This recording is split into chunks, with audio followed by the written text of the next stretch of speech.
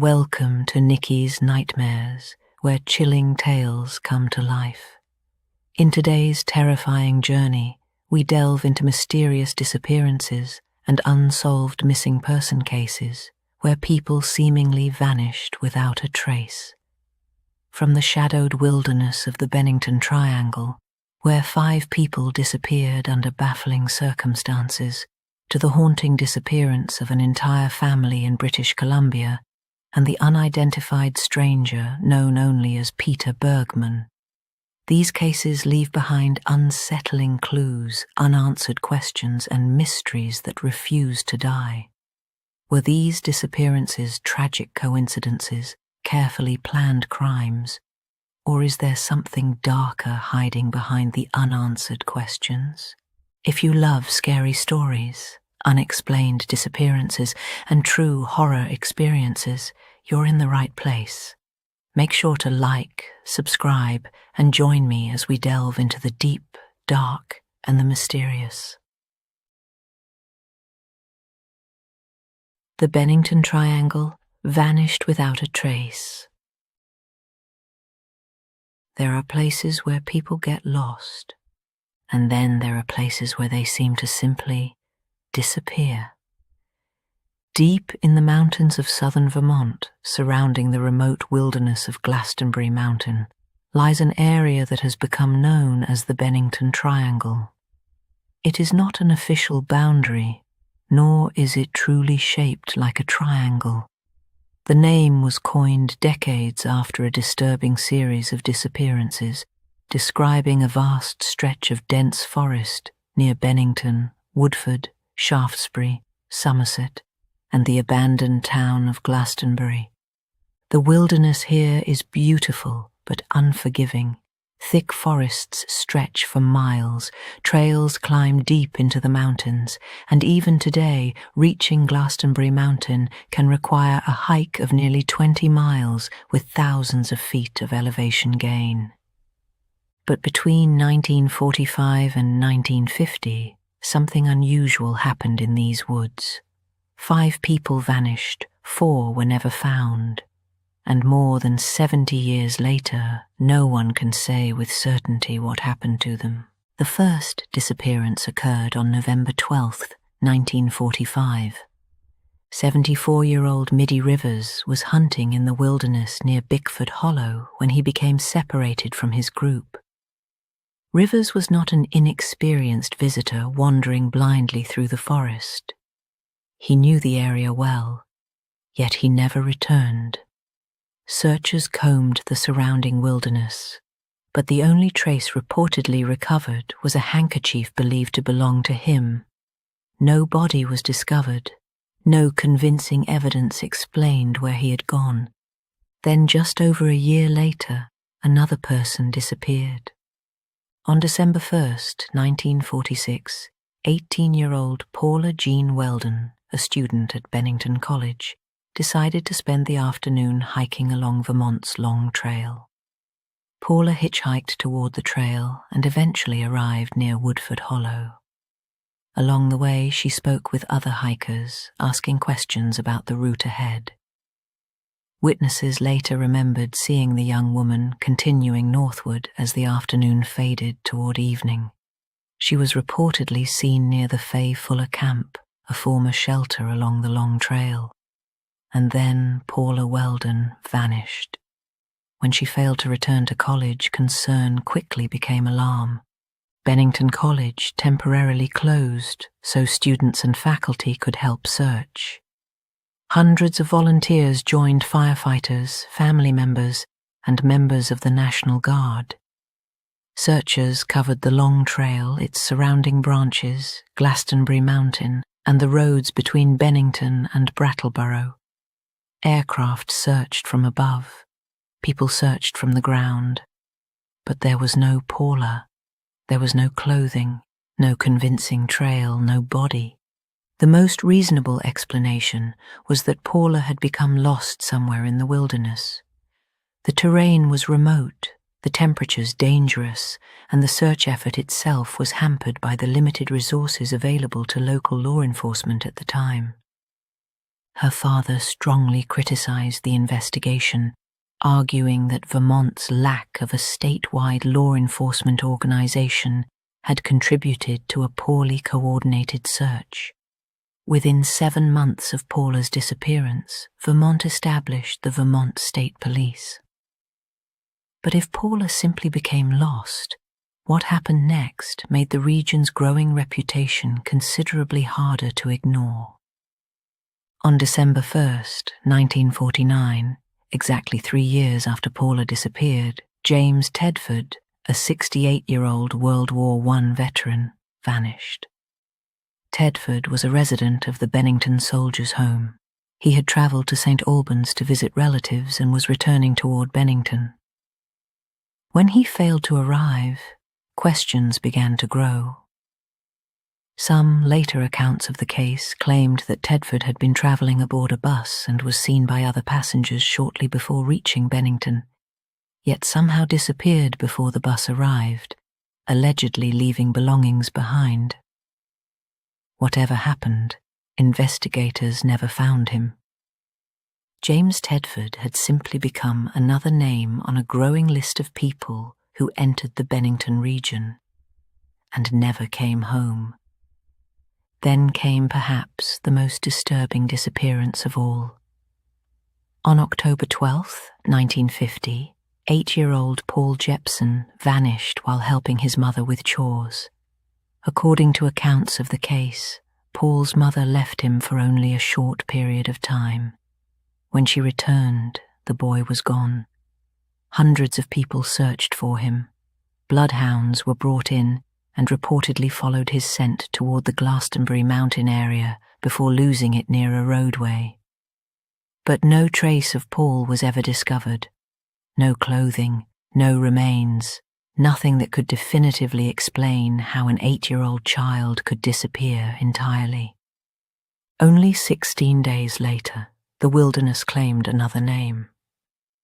On October 28, 1950, 53-year-old Frida Langer was hiking with her cousin near Somerset Reservoir.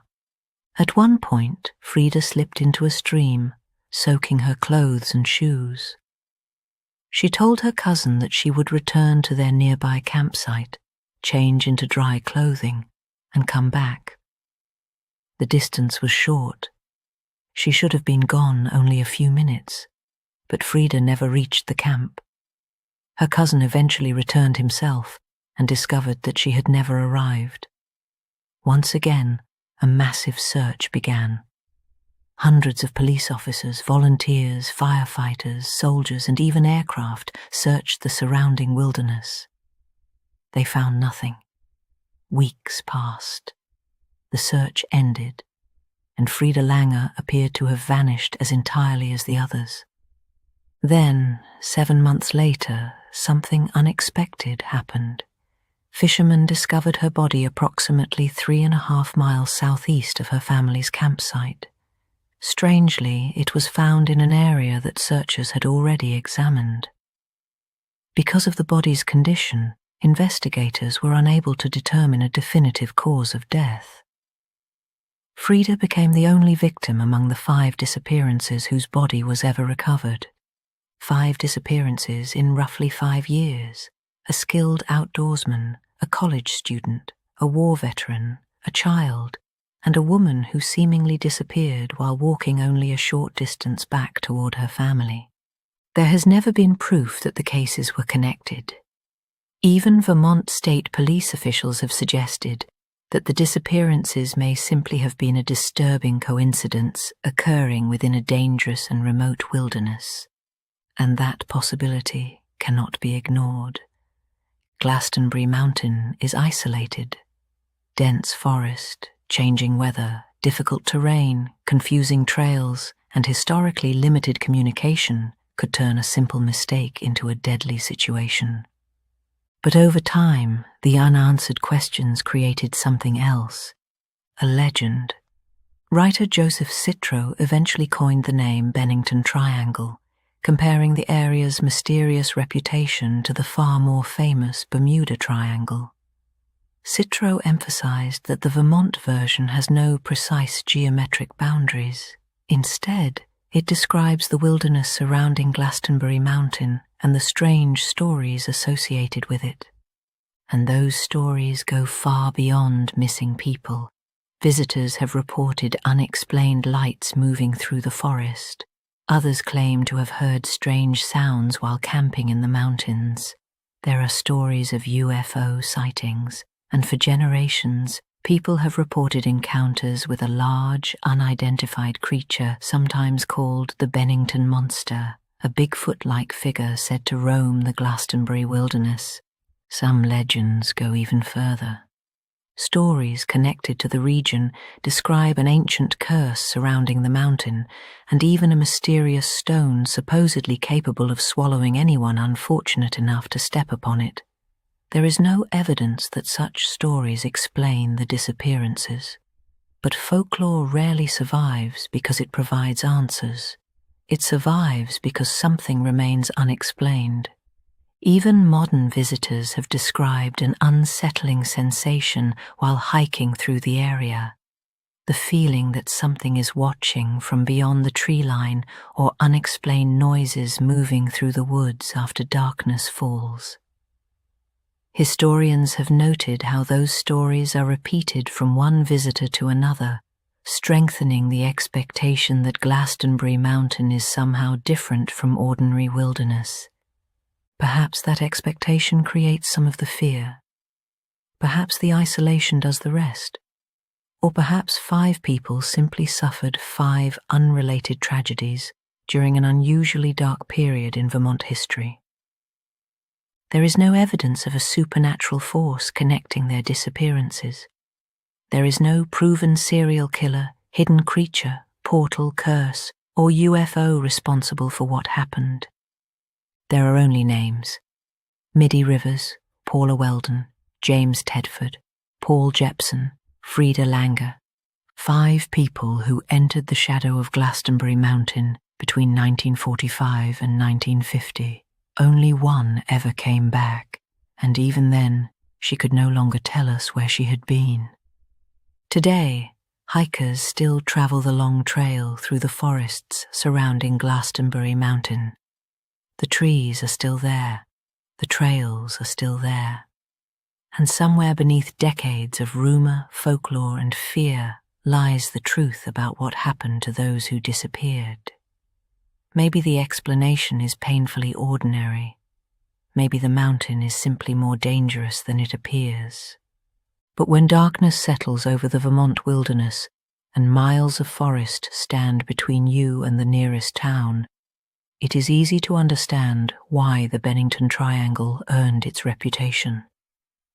Because sometimes the most frightening mystery isn't knowing what happened. It's knowing that someone walked into the woods and was never seen again. The Jack family vanishing. For decades, a lonely stretch of highway across northern British Columbia has carried a reputation darker than the forests surrounding it. Highway 16 runs for hundreds of miles between Prince George and Prince Rupert, cutting through isolated communities, dense wilderness, and long stretches where help can feel impossibly far away. In 1998, this corridor became widely known as the Highway of Tears because of the disturbing number of people, many of them Indigenous women and girls, who have vanished or been murdered along or near the route. Some victims were eventually found, others simply disappeared. And among the most haunting cases connected to Prince George is not the disappearance of one person, but an entire family. Ronnie and Doreen Jack, along with their 2 young sons, Russell and Ryan, vanished during the early morning hours of August 2nd, 1989. More than 3 decades later, no confirmed trace of them has ever been found. Doreen Jack was born on April 24th, 1963. Her early life was marked by instability, abuse, and hardship. Her mother disappeared from the family for periods of time, while her father was reportedly physically abusive toward his children. Doreen often tried to protect her younger sisters, taking on an almost maternal role whenever she could. Eventually, the siblings were placed in residential schools, institutions created as part of a government-supported system designed to separate Indigenous children from their families, language, and culture. Abuse within many of these schools was widespread, and Doreen and her sisters were even discouraged from speaking to one another. Despite everything she endured, Doreen eventually became a mother. She gave birth to her first son, Russell, and later began a relationship with Ronnie Jack, a man her family already knew from growing up together. Ronnie accepted Russell as his own, and the couple later had another son, Ryan. By 1989, Russell was 9 years old. Ryan was 4. The family was struggling financially. Ronnie had been unable to work consistently because of a previous back injury, and the family relied heavily on welfare. Money was scarce, and Ronnie desperately wanted an opportunity to provide for his wife and children. Then, on August 1st, 1989, that opportunity appeared, and it seemed almost too perfect. Ronnie was drinking at the First Litre pub in Prince George when he met an unfamiliar man. During their conversation, the stranger reportedly offered Ronnie temporary work at a logging camp near Clucouls Lake. When Ronnie explained that he had a wife, the man said Doreen could work there as well, helping in the kitchen. Then Ronnie mentioned his children. Once again, the stranger had an answer. There was supposedly daycare available at the camp, meaning Russell and Ryan could stay there while their parents worked. For a family desperately short on money, the offer must have sounded like a miracle. There was only one problem. Ronnie didn't have transportation, but somehow even that obstacle disappeared. The stranger offered to drive the entire family to the camp himself. There was just one condition: they had to leave that night. Ronnie returned home excited and told Doreen about the opportunity. At approximately 11:15 that evening, he called his brother and explained that the family would be leaving for a logging job.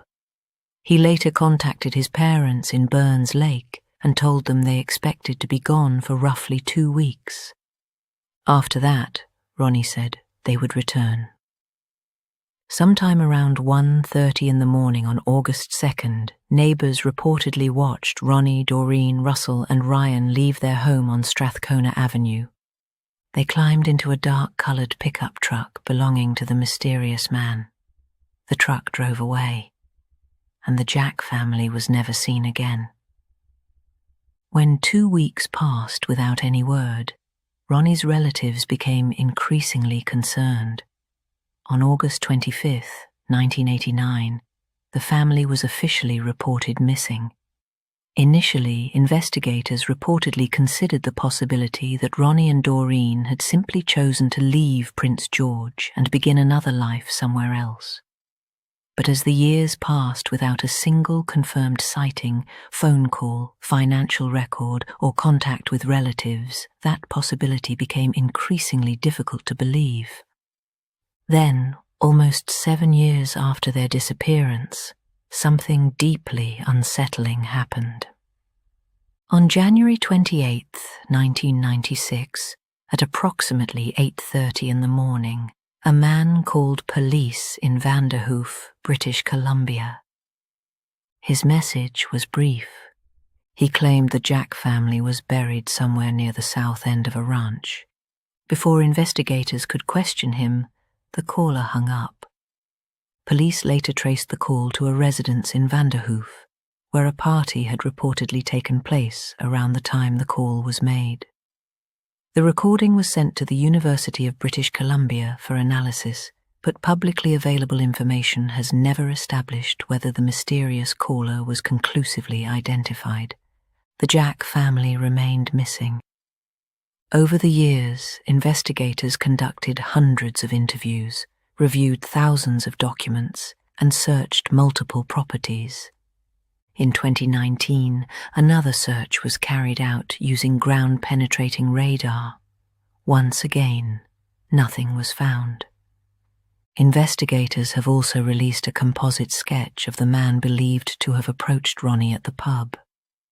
Witnesses helped create the image, and authorities have considered him a central figure in the disappearance. Rumors have circulated for years suggesting possible connections between the case and people associated with convicted Canadian serial killer Robert Pickton. Some online theories have focused specifically on Pickton's brother, David, but there is no established evidence proving that connection, and Doreen's sister Marlene has publicly rejected the idea that the man depicted in the police sketch is David Pickton.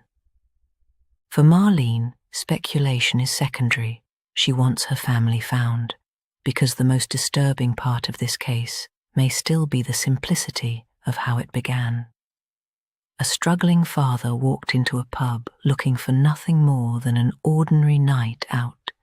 A stranger approached him with exactly what his family needed: a job, employment for his wife, childcare for his sons, and transportation. Every problem Ronnie mentioned seemed to have an immediate solution, and by the time the family climbed into that pickup truck, there was almost no reason for them to believe they were walking into danger. But somewhere between their home in Prince George and the supposed logging camp near Cluckol's Lake, the Jack family vanished. 4 people disappeared together without leaving behind a confirmed destination, a body, or an explanation, and that raises one terrifying possibility. Perhaps the stranger never intended to take Ronnie to a job at all. Perhaps the logging camp, the kitchen position, and the daycare were never real. Maybe every promise had been carefully constructed for one purpose: to convince an entire family to get into that truck. Whatever happened in the darkness of August 2nd, 1989, someone may have known the truth. And after more than 3 decades of silence, Ronnie, Doreen, Russell, and Ryan Jack are still waiting to be brought home. The man who erased himself. In June of 2009, a man arrived in the quiet Irish town of Sligo carrying a secret he apparently intended to take with him to the grave.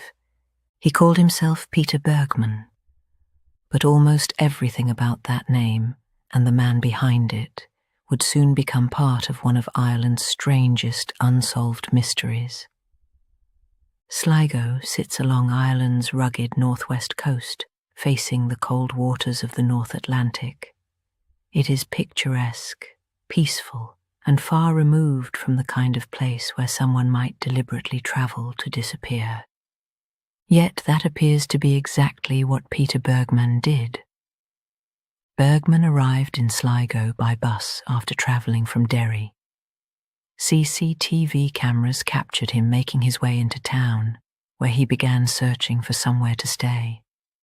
The first hotel he approached had no available rooms, but the nearby Sligo City Hotel did.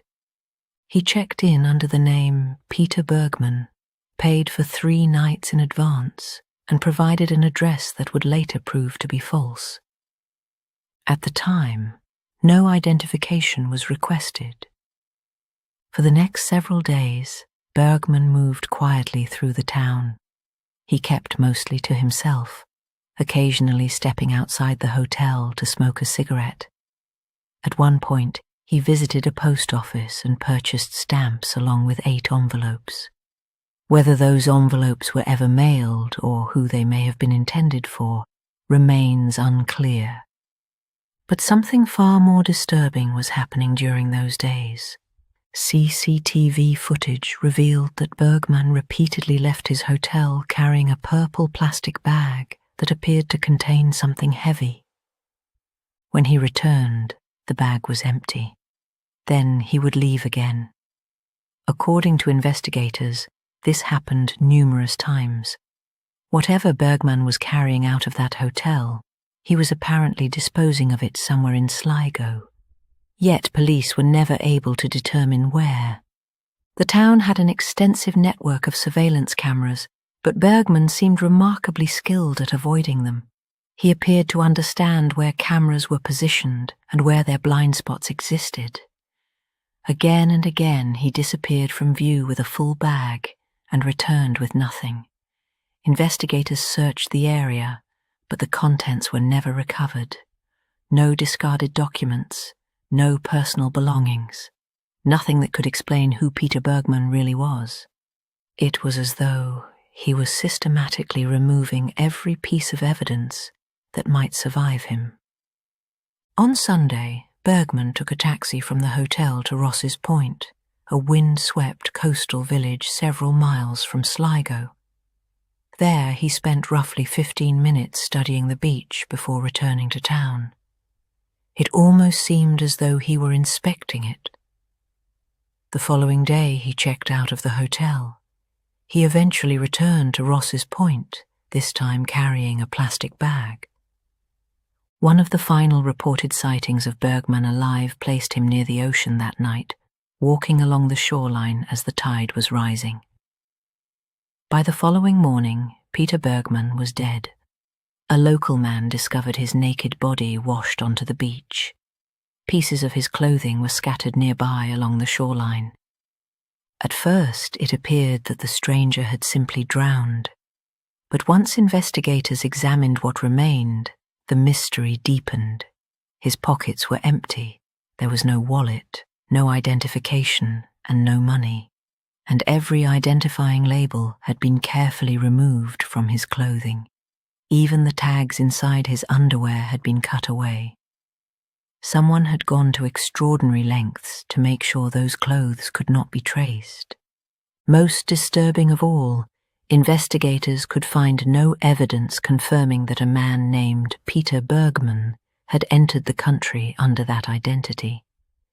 The address he had written at the hotel led nowhere.